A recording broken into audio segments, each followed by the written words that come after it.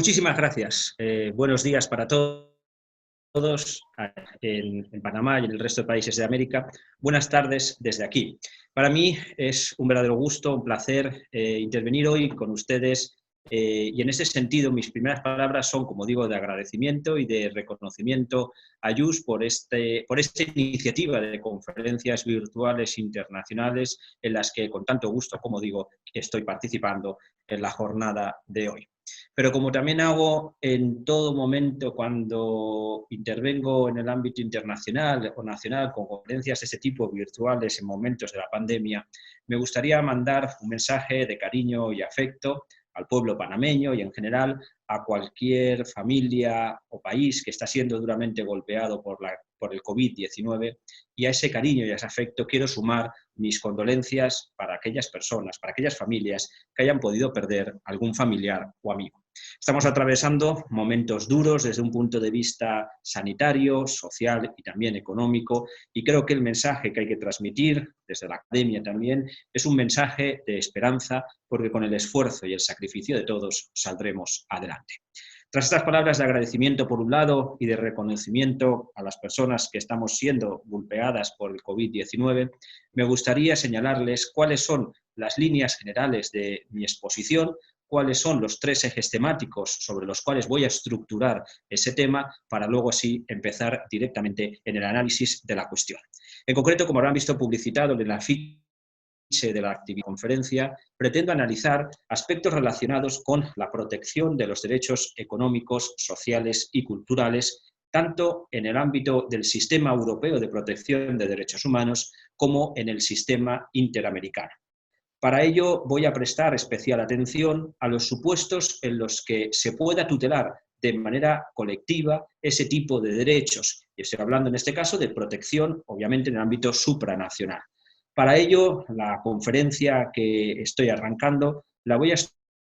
estructurar sobre grandes ejes temáticos. En primer lugar, haré referencia a algunas características generales del sistema europeo y del sistema americano de protección de derechos humanos. Creo que puede ser interesante contextualizar cuáles son los caminos que están siguiendo estos dos sistemas para conseguir el mismo objetivo, que es proteger adecuadamente los derechos humanos. Y anticipo, y me gusta decirlo siempre, que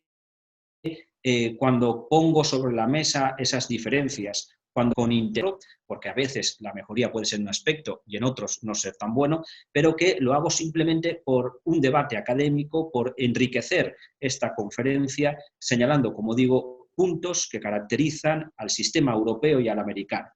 Ese primer eje temático me servirá de contexto para los dos siguientes. En el segundo de los ejes prestaré atención al sistema europeo de protección de derechos humanos, viendo qué mecanismos procesales se están utilizando para poder otorgar esa tutela colectiva de los derechos éticos, sociales y culturales. Y en este sentido prestaré especial atención a los casos de las sentencias denominadas quasi piloto, así como también a las denominadas sentencias piloto. Una vez hecho este análisis en relación con el sistema europeo, en tercer lugar prestaré atención al sistema interamericano, analizando cómo el Pacto de San José regula, contempla las cuestiones relacionadas con estos derechos económicos, sociales y culturales, cómo se ha completado esa regulación con el Pacto de San Salvador de 1988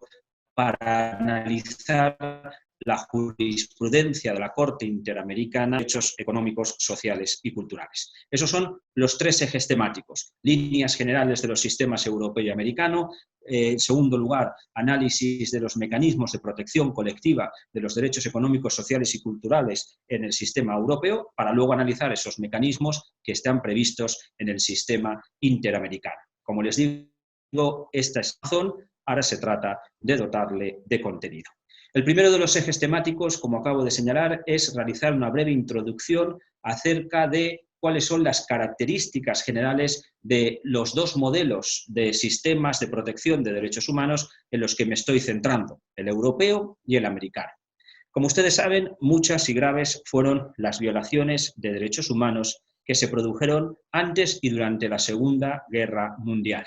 Al término de este conflicto bélico se adquirió conciencia de que era necesario avanzar en dos frentes. Por un lado, en primer lugar, era necesario incorporar a los textos constitucionales, a las constituciones políticas de las naciones, el mayor número posible de derechos fundamentales. Pero ese objetivo no solamente se para en las constituciones, sino que también ese frente que se abre abarca a las convenciones internacionales. Es decir, tras la Guerra Mundial aparecen o florecen, o se aprueban, mejor dicho, diferentes constituciones políticas con un gran número de derechos fundamentales, pero lo que a mí me interesa, puesto que estoy adoptando la perspectiva convencional, nos vamos a encontrar con el acuerdo o el convenio, mejor dicho, de Roma de 1950 de derechos humanos y libertades fundamentales, que es el convenio que me va a servir de referencia en el continente europeo, pero en el ámbito americano, como ustedes saben mejor que yo, está vigente el Pacto o Convención de San José de 1969, que también me va a servir de referencia para todo el contexto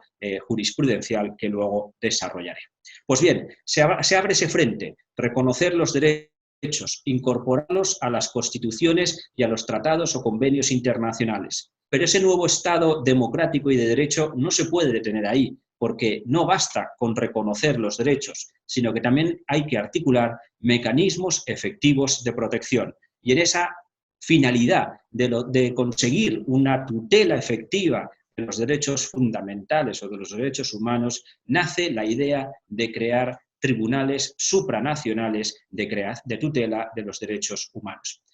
Creo que esta idea es clave, es decir, ahora damos por sentado y entendemos como algo normal que exista el Tribunal Europeo, que exista la Corte Interamericana o en su caso la africana, a la que no he hecho referencia. Pero no perdamos de vista que el nacimiento del primero de esos tribunales y encadena el interamericano y el africano ponen de manifiesto una crisis del modelo clásico de justicia. Esa justicia clásica limitada a las fronteras territoriales de los estados, no había sido suficiente o no había tenido la entidad suficiente para proteger los derechos humanos. Por eso nació el Tribunal Europeo, por eso entró en funcionamiento y nació también la Corte Interamericana y la Corte Africana. Pues bien, en el ámbito europeo, en 1948, una veintena de estados europeos comenzaron las negociaciones para crear en el continente europeo una institución llamada a velar por la protección y el reconocimiento de los derechos humanos. Un año después, en 1949, se firmó el Tratado Constitutivo del Consejo de Europa.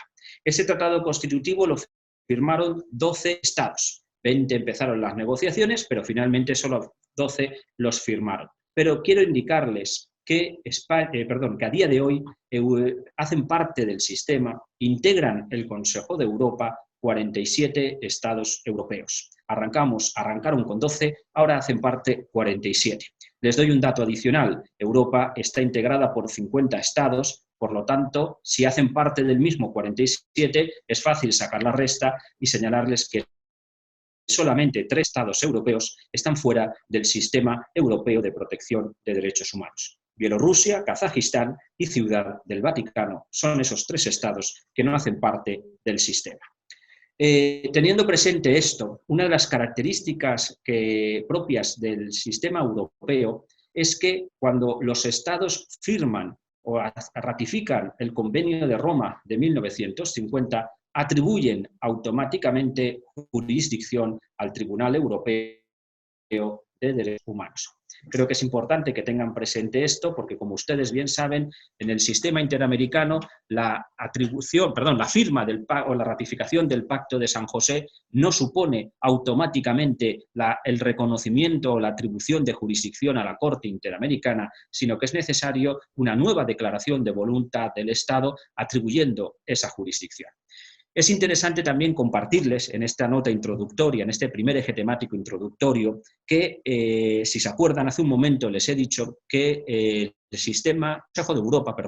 está integrado por 47 estados. Pues bien, esa composición del Consejo de Europa influye en la composición de diferentes organismos de esta institución, entre otras el Tribunal Europeo de Derechos Humanos. Para que ustedes me puedan entender, este órgano jurisdiccional supranacional está integrado por 47 magistrados. Es un tribunal permanente con sede en Estrasburgo, integrado, como les señaló, por 47 magistrados. Confronten esta realidad con la de la Corte Interamericana, que, como saben, tiene su sede en San José, que lleva a cabo sus sesiones también itinerantes en otras ciudades del continente americano y que está integrado por 7 magistrados.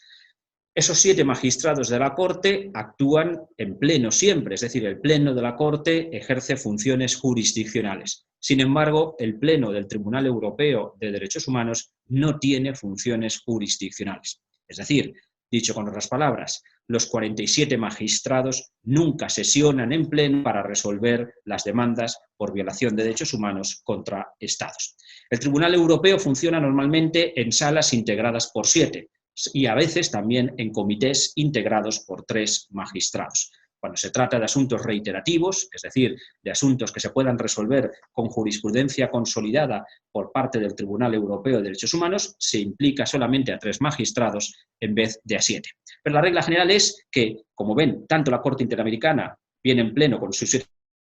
magistrados en el Tribunal Europeo en las salas de 7, el número es el mismo a la hora de resolver la mayoría de los asuntos. Ahora bien, hay una diferencia importante también entre los modelos, para ir cerrando este aspecto introductorio, en el sentido de que esas sentencias dictadas por las salas de 7 magistrados del Tribunal Europeo de Derechos Humanos pueden ser susceptibles de impugnación ante la denominada Gran Sala. Esa gran sala está integrada por 17 magistrados. Es una nota característica del sistema europeo que le diferencia claramente del interamericano, en la medida en que las sentencias dictadas por esas salas del Tribunal Europeo, cuando planteen cuestiones graves relativas a la interpretación y aplicación del Convenio de Roma y de sus protocolos adicionales, pueden ser objeto de impugnación ante la gran sala. 2 notas introductorias más y empiezo con el segundo eje temático.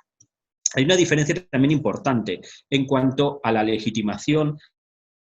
en relación con el acceso a estos órganos jurisdiccionales supranacionales. De acuerdo con el Convenio de Roma de 1950, la víctima, las víctimas o las organizaciones no gubernamentales tienen legitimación para demandar a un Estado.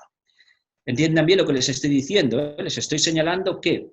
las víctimas o las ONGs tienen una posición jurídica que les habilita para poder llevar ante el Tribunal Europeo de Derechos Humanos a un Estado por presunta violación de derechos humanos. Dicho con otras palabras, quien va a ocupar la posición activa en un proceso seguido ante el Tribunal Europeo es la víctima, las víctimas o las organizaciones no gubernamentales. Si volteamos la mirada hacia el sistema interamericano, evidentemente las víctimas y las ONGs también tienen legitimación, pero tienen una legitimación distinta. Tienen legitimación para denunciar hechos, tienen legitimación para comunicar a la Comisión Interamericana las presuntas violaciones de derechos humanos, pero procesalmente hablando, quien tiene legitimación activa para poder demandar a un Estado ante la Corte Interamericana es la Comisión Interamericana. La víctima o las ONGs no ocupan la posición activa en el proceso, con independencia de que participan en el proceso, obviamente, y de que la Corte Interamericana ha reforzado la participación de las mismas, no hasta el punto de que lleguen a ocupar la posición activa que la tiene, como digo, esa legitimación la Comisión Interamericana de Derechos Humanos. Y la última nota característica, conocen ustedes bien las sentencias, el alcance de las sentencias que dicta la Corte Interamericana de Derechos Humanos. Si analizamos su jurisprudencia, nos vamos a encontrar con que en sus casos, cuando son resueltos, se incorporan medidas reparatorias de índole individual, pero son frecuentes, abundantes e intensas las medidas reparatorias de carácter general. Esa imposición de obligaciones de hacer o de dejar de hacer, que van más allá del mero resarcimiento económico que se imponen al Estado que ha sido condenado. No voy a referirme a algunos casos, no vamos a analizarlos, pero basta con tener presente el caso Campo Algodonero contra México, o el caso Radilla Pacheco contra México, o el caso de la fecundación in vitro contra Costa Rica, para constatar ese nivel o ese alcance de imposición de medidas generales que puede llevar a cabo la Corte Interamericana. Sin embargo, en el sistema europeo, el Tribunal Europeo de Derechos Humanos es más reacio a fijar esas medidas reparatorias generales. En ese sentido, la regla general es que las sentencias del Tribunal Europeo se agotan en la fijación de medidas reparatorias de índole individual, medidas de reparación a la víctima o a las víctimas. Es más reacio, como digo, a la fijación. En los últimos años se va abriendo camino la imposición de esas medidas de carácter general a través de los dos mecanismos que les he expuesto con carácter introductorio al hablarles del título de la conferencia y al plantearle los ejes temáticos. En concreto, los mecanismos a los que me refiero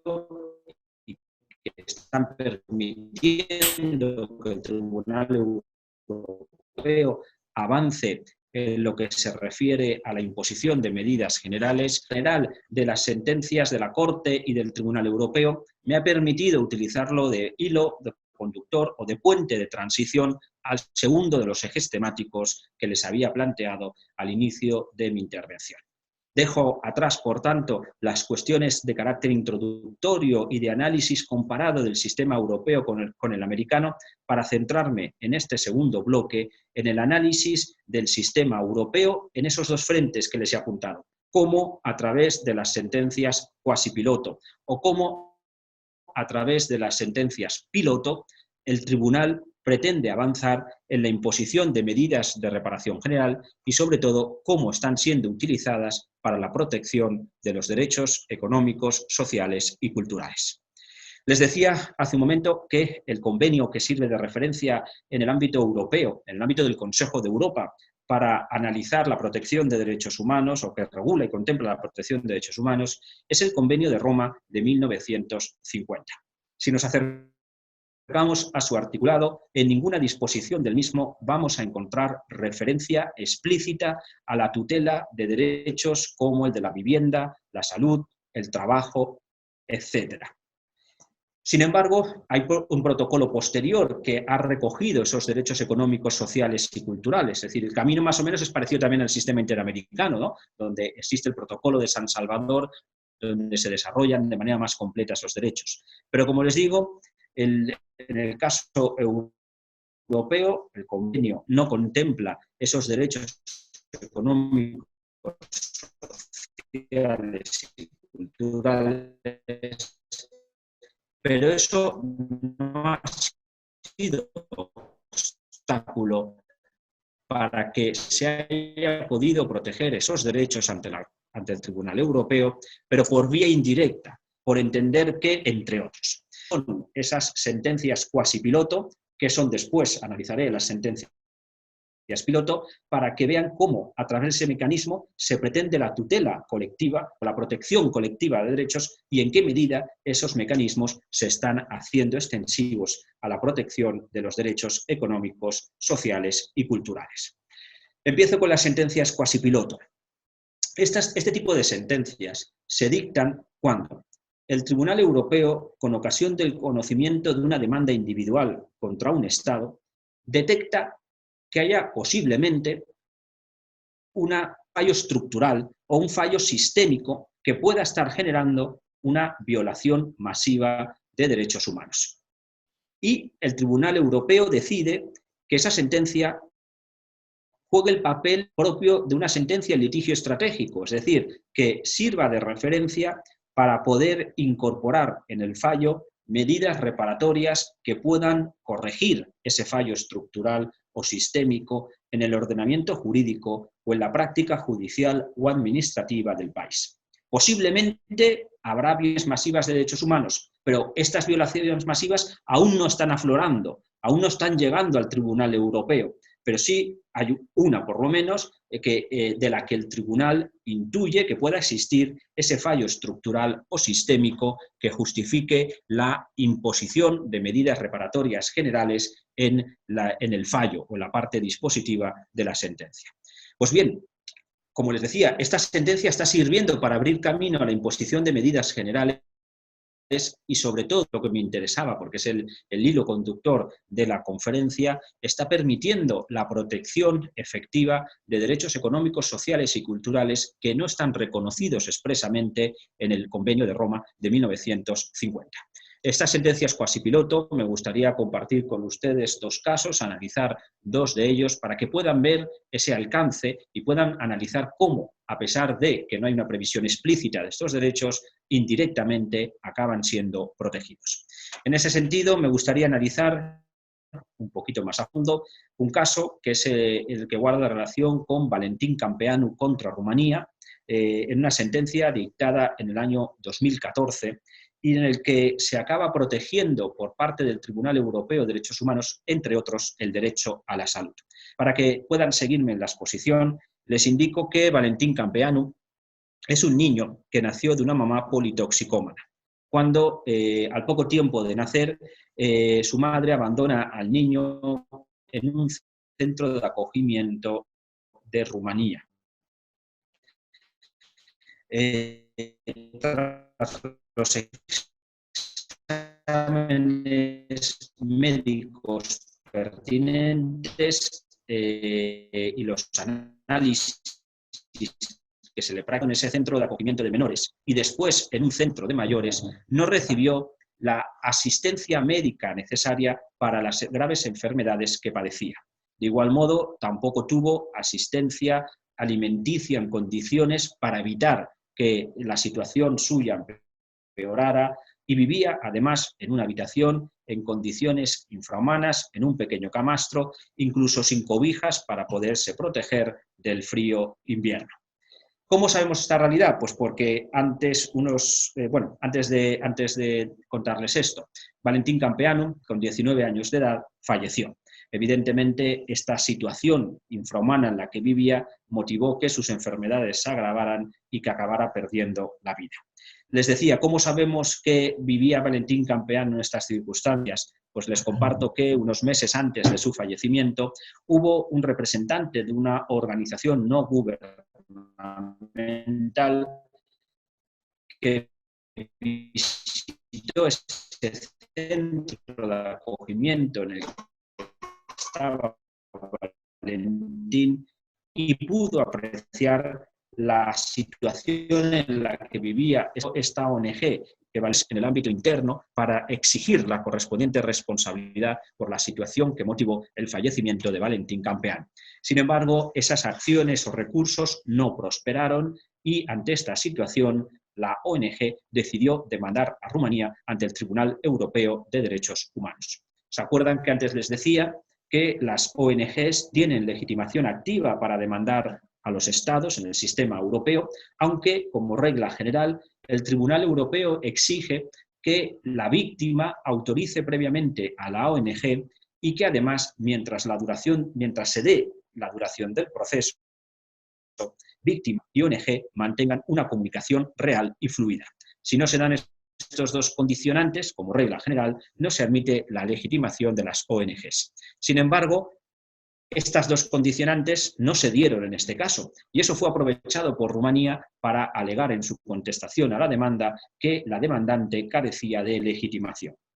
Sin embargo, el Tribunal Europeo admitió la legitimación de esta ONG por entender que no podía exigirle que Valentin Campeanu le hubiera otorgado una representación porque cuando la ONG visitó ese centro, Valentin estaba vivo, obviamente, pero no estaba en condiciones de facto para otorgar esa representación. Estamos hablando de una persona incapacitada, no jurídicamente hablando, pero de facto. Y es más, lo que más me interesa de esta sentencia, viene a señalar el Tribunal Europeo que es cierto que tampoco tenía herederos que pudieran ser eventuales beneficiarios de una indemnización, pero sin embargo existen personas que están en la misma situación que Valentin Campeanu que deben ser derechos respetados. Y en este sentido admite la legitimación y condena a Rumanía y le impone medidas generales, entre otras, de regular reformas en el ordenamiento jurídico para corregir ese fallo estructural, para proteger adecuadamente el derecho a la salud de estas personas que viven en esos centros de internamiento por razones de abandono o por cualquier otro motivo. Fíjense cómo al amparo de la protección del derecho a la vida y de la prohibición de discriminación, porque entiende que Valentín fue discriminado por motivos de discapacidad y por motivos de enfermedad, se protege el derecho a la salud. También resulta muy interesante como sentencia quasi piloto, una sentencia dictada en 2007 contra la República Checa por segregación de los niños de etnia gitana o de etnia romaní en las escuelas públicas de ese país. En este país era habitual que los niños de etnia gitana los escolarizaran, los obligaran a escolarizar en centros de educación especial. Con esta medida, obviamente, se comprometía la educación de los niños que efectivamente necesitaban esa educación especial, pero por otro lado se estaba discriminando a los niños de etnia gitana por el mero hecho de pertenecer a una determinada etnia. El Tribunal Europeo protege el derecho, en este caso, a la educación de esas personas, al amparo de la protección del derecho a la igualdad. No puede haber una discriminación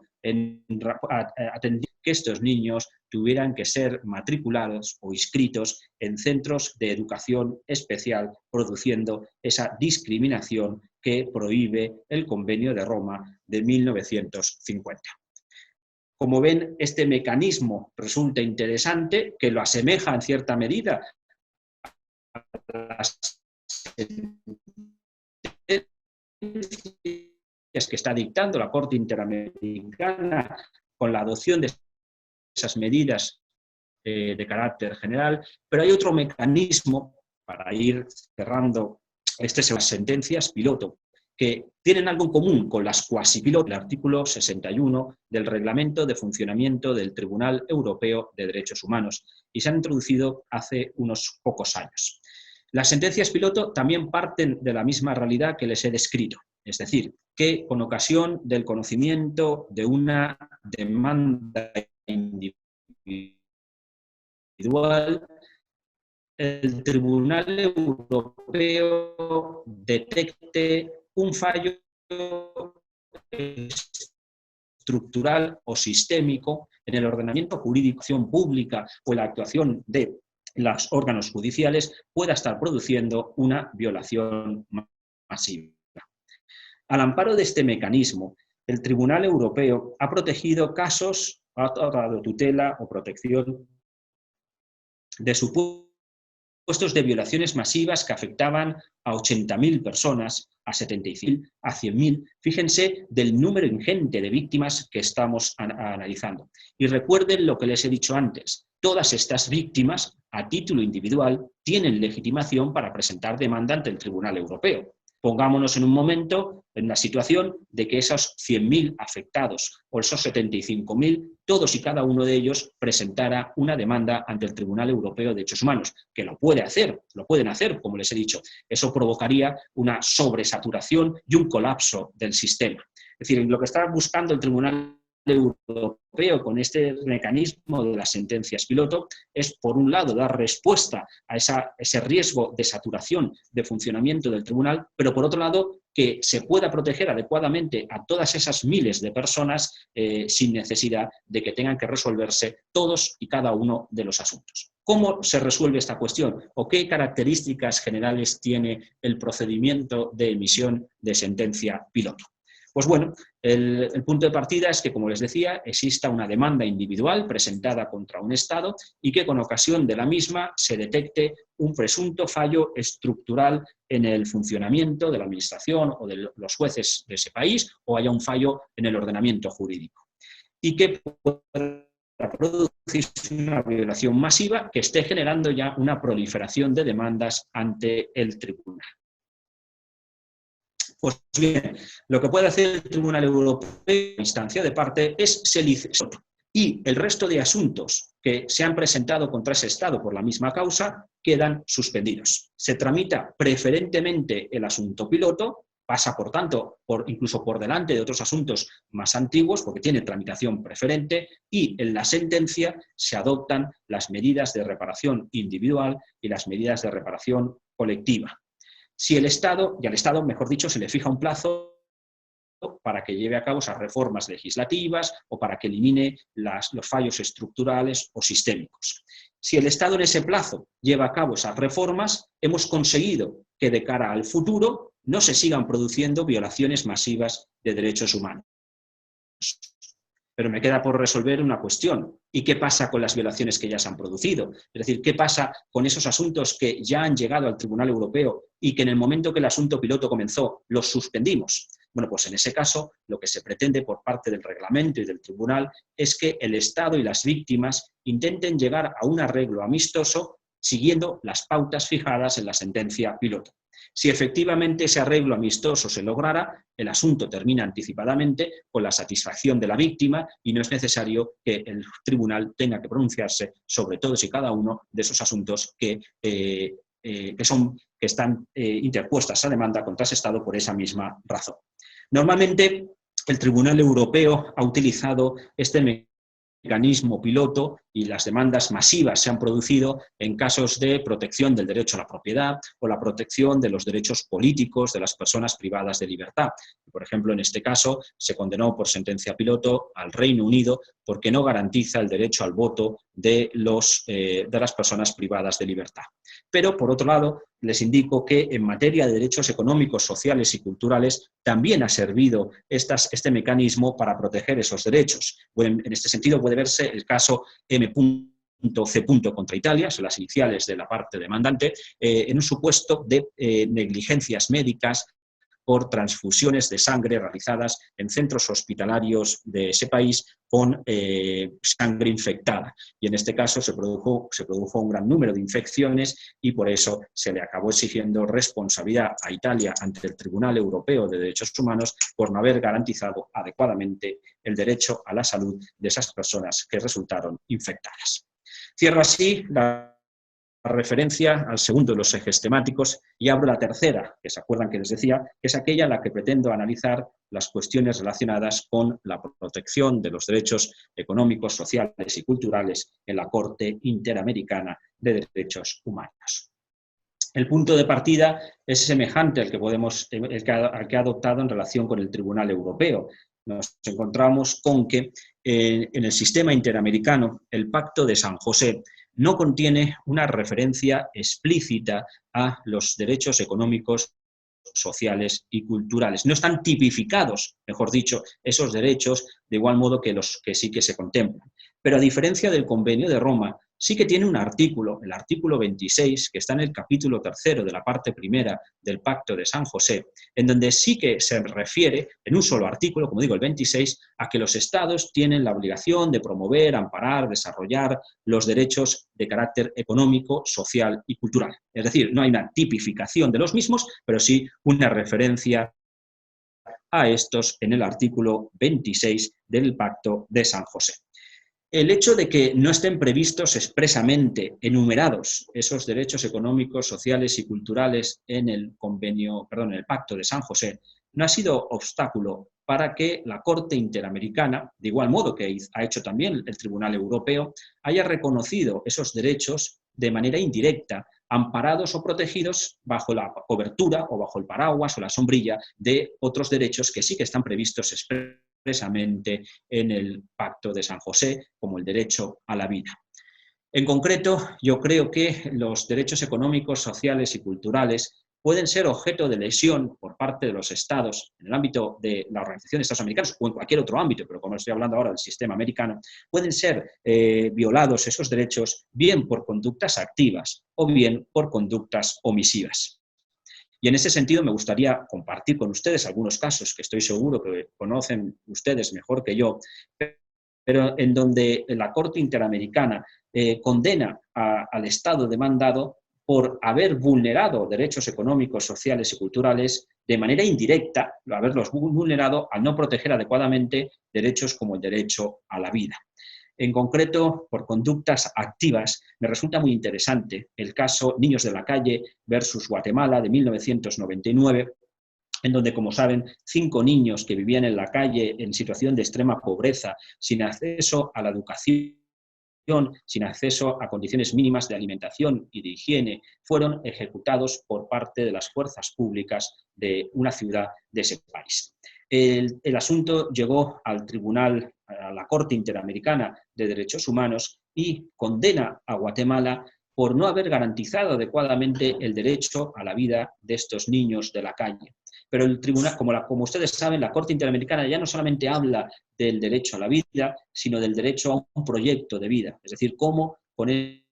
esa ejecución de los niños se produjo la frustración de ese proyecto de vida con vulneración, entre otros, del derecho a la educación o del derecho a la salud de los niños. Creo que me resulta interesante por lo que les decía, porque como por vía de acción, como les acabo de hacer, por una conducta activa, esos derechos económicos, sociales y culturales pueden ser objeto de vulneración. Sumen a esto toda la jurisprudencia generada por la Corte Interamericana en relación con la protección de los derechos de las comunidades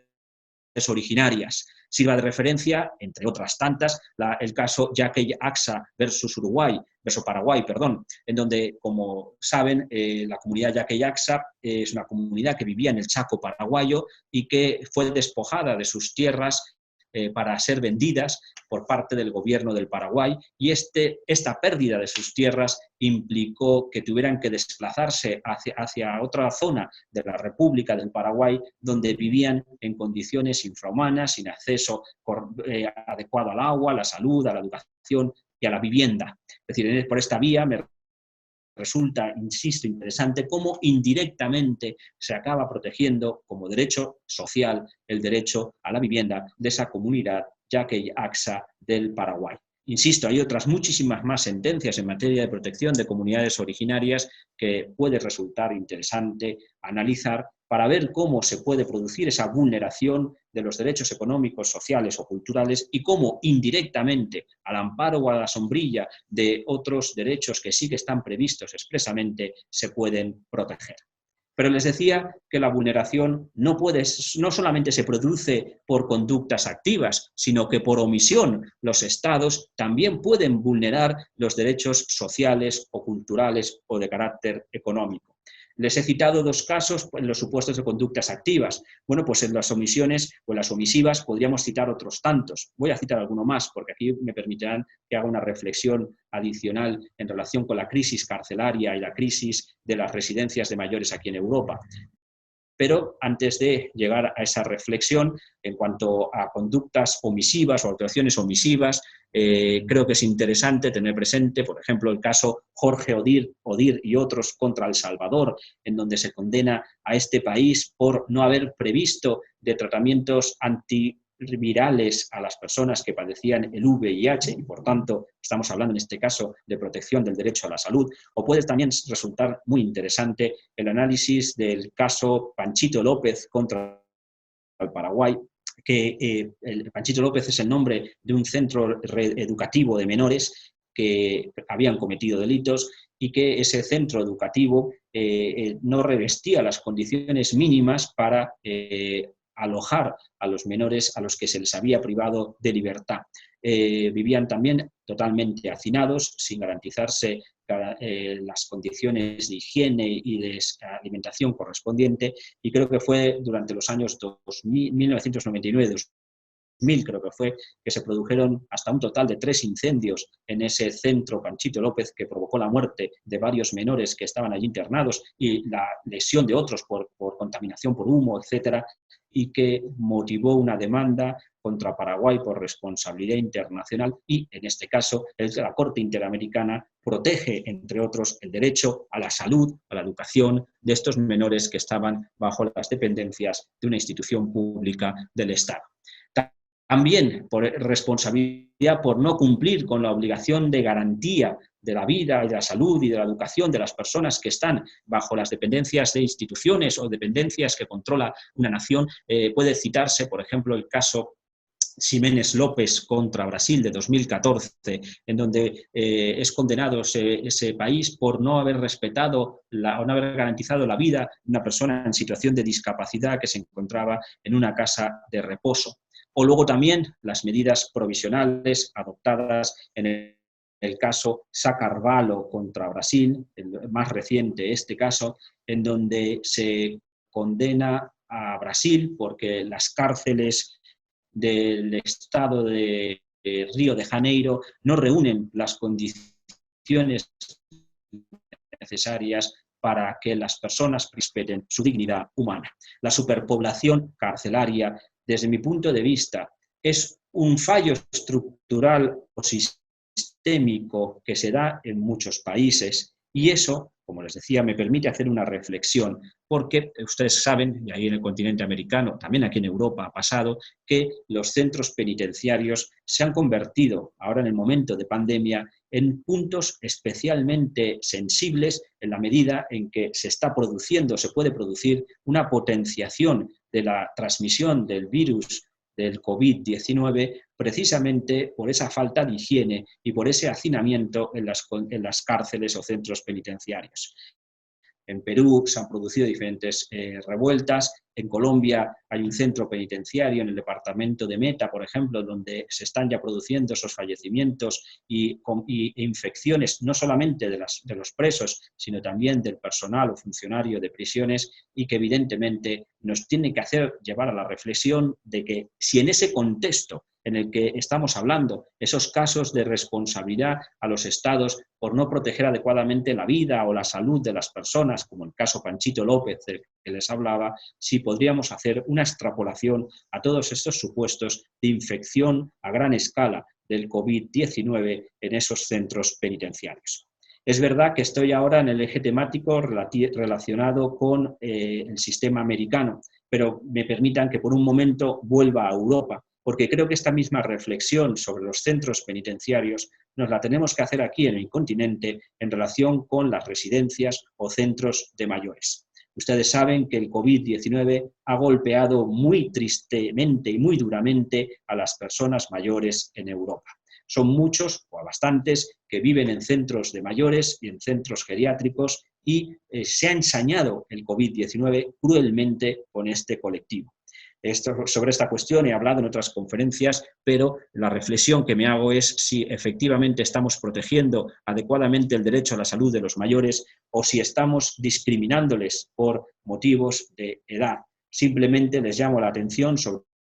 un dato estadístico, tristemente es de mi país, aunque no es un mal solo de mi país, pero en mi país llama extraordinariamente la atención que casi el 70% de los fallecidos por COVID-19 en mi país sean personas mayores en centros de mayores o en centros geriátricos. Y estoy hablando de miles, no estoy hablando de 100 o de cientos, estoy hablando de 15.000 o 16.000 personas, no tengo actualizados los datos a día de hoy, pero estamos hablando de una cantidad que llama tristemente la atención.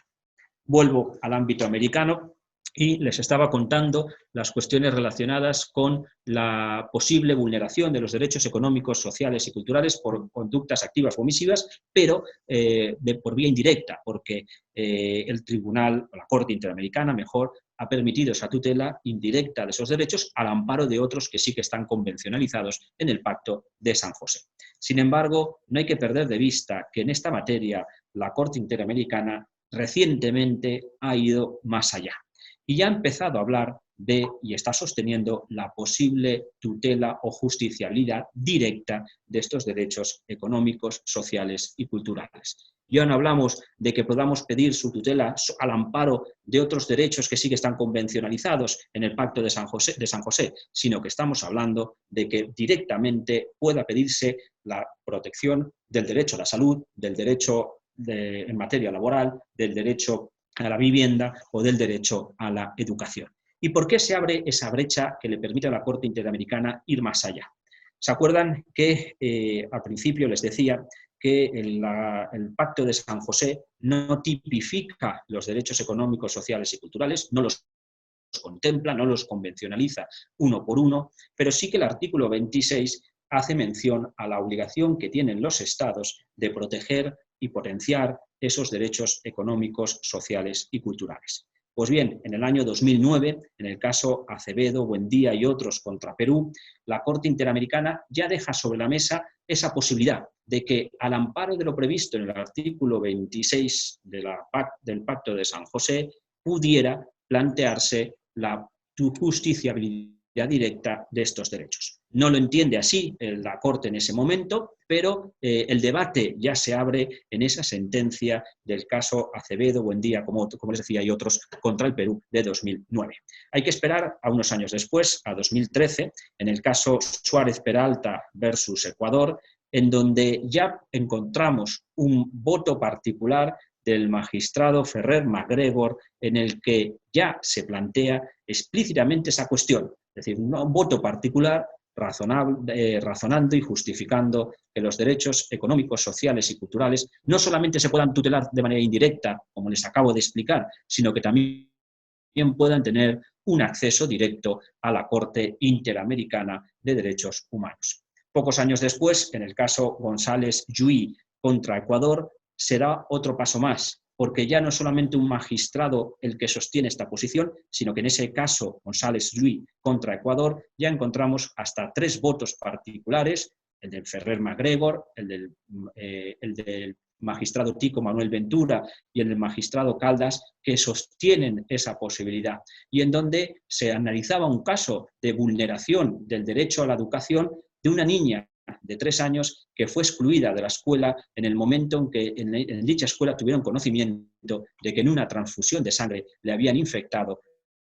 del virus del VIH. En este caso, la Corte Interamericana protege de manera indirecta ese derecho a la salud, pero ya encontramos, como les digo, esos 3 magistrados que en sus votos sostienen que podría haberse entendido tutelable el derecho a la salud y los derechos económicos, sociales y culturales por vía directa al amparo de lo previsto en el artículo 26. Pero la sentencia clave en todo este proceso evolutivo la encontramos en el caso Lagos del Campo contra Perú del año 2017, donde ahí ya claramente la Corte Interamericana, ya no en votos particulares, sino en la decisión mayoritaria, acoge la argumentación de que los derechos económicos, sociales y culturales pueden ser justiciados o protegidos de manera directa ante la Corte Interamericana. Son varios los párrafos que pueden tomarse como referencia o significativos o relevantes de esta sentencia, pero me permiten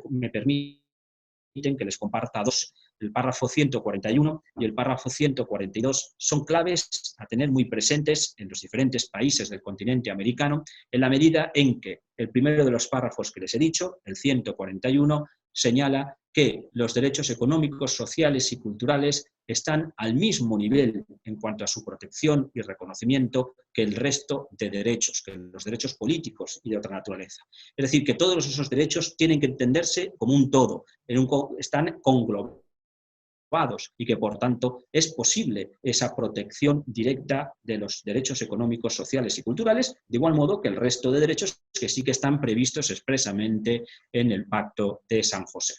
El párrafo siguiente, el 142, es el que nos realiza esa argumentación, esa fundamentación de por qué. Y en este punto tenemos que volver de nuevo al artículo 26 del Pacto de San José, que se acuerdan que les he dicho, que es el que establece la obligación de que los estados potencien, impulsen las políticas de protección de los derechos económicos, sociales y culturales, y en ese párrafo se pone de manifiesto que ese artículo 26 se encuentra ubicado en el capítulo 3 de la parte primera del pacto, y que, por tanto, está afectado por lo previsto en el artículo 1, apartado primero, y en el artículo 2 del Pacto de San José. Y, por lo tanto, los estados están obligados a protegerlo y, por lo tanto, en la medida que están obligados a protegerlo, las personas pueden pedir a la Corte, en este caso a la Comisión, y luego a la Comisión a la Corte, la protección directa de los derechos económicos, sociales y culturales. Claro, analizando estas cuestiones y preparándome esta conferencia, ya estoy en la recta final, a mí me ha surgido la cuestión de que ustedes saben que hay muchos países que su regulación interna no contempla los derechos económicos, sociales y culturales al mismo nivel que los derechos tradicionales o los derechos de primera generación. Ese tipo de derechos de primera generación son los que se pueden solicitar su tutela o amparo directa ante los tribunales ordinarios, ante los tribunales constitucionales y, en su caso, después ante la Corte Interamericana de Derechos Humanos. Pero nos podemos encontrar con países que en su ordenamiento interno no contemplen la posibilidad de justiciabilidad directa de los derechos económicos, sociales y culturales. ¿Cómo puede resolverse este planteamiento con el que les acabo de decir expresado en la sentencia Lagos del Campo versus Perú de 2017? Pues yo creo que recurriendo al mecanismo de tutela colectiva de los derechos humanos que ha consagrado la Corte Interamericana. Me refiero al denominado control de convencionalidad. Este mecanismo, que arranca de un voto particular del magistrado García Ramírez en el caso Almonacid y Arellanos y otros contra Chile, ha ido evolucionando y ha sido recogido en otras sentencias como Los Altos y la Cantuta contra el Perú, o el caso de trabajadores cesados del Congreso contra el Perú, pero que yo creo que su consagración máxima, por lo menos a día de hoy, puede entenderse con el caso Herman versus Uruguay. Los jueces de las naciones del sistema interamericano y a sus funcionarios a velar por la protección de la superioridad del derecho convencional sobre el nacional. Y en este sentido, entiendo que esas dificultades internas que pudiera encontrarse en algún país podría resolverse aplicando ese control de convencionalidad, a la vista de que el control de convencionalidad también exige tener presente no solo lo que dice el Pacto de San José, sino la jurisprudencia generada por la Corte Interamericana de Derechos Humanos. Termino así la exposición habiendo recorrido las diferentes cuestiones que les planteaba, comparando y confrontando los sistemas europeo y americano, pero con la idea de subrayarles que el objetivo es el mismo, tanto en el sistema europeo como en el americano. Lo que se persigue es proteger los derechos humanos, pero lo que quería señalarles es que para lograr ese objetivo, en ambos sistemas se están siguiendo caminos distintos, pero en definitiva lo importante es que el objetivo, como les decía, es ese, que nacía, y decía antes en mi intervención, que la Segunda Guerra Mundial supuso el nacimiento de un nuevo modelo de Estado democrático y de derecho asentado sobre el pilar de la dignidad de la persona, sí, pero yo creo que a día de hoy nos encontramos en un momento histórico, en esta crisis del COVID-19, que cuando pase nos deberá llevar a una reflexión y a que nazca un nuevo modelo de Estado, donde a ese concepto de Estado de derecho y democrático le añadamos un tercer pilar, que es el de los derechos económicos, sociales y culturales. Gracias por su atención.